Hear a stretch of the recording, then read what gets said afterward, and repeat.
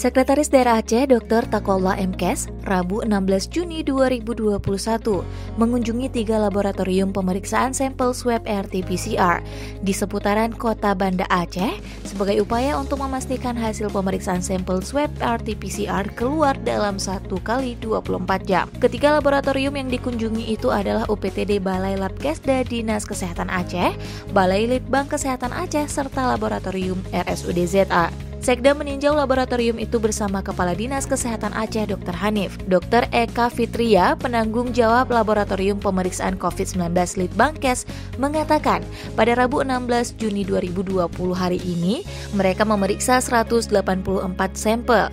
Sementara di UPTD Balai Labkesda Dinas Kesehatan Aceh, ada 110 sampel PCR yang diuji. Sampel-sampel tersebut dikirim dari berbagai kabupaten kota. Dalam kesempatan tersebut, Sekda mengingatkan agar petugas di Labkesda mewanti-wanti pihak rumah sakit di daerah agar mengirim sampel swab PCR masyarakatnya ke Labkesda sesuai dengan jadwal yang telah ditentukan. Pada kesempatan yang sama, Sekda juga memberikan bingkisan untuk para petugas kesehatan, baik yang bertugas di Litbangkes maupun Labkesda. Sekda berharap mereka tetap semangat menjalankan tugasnya.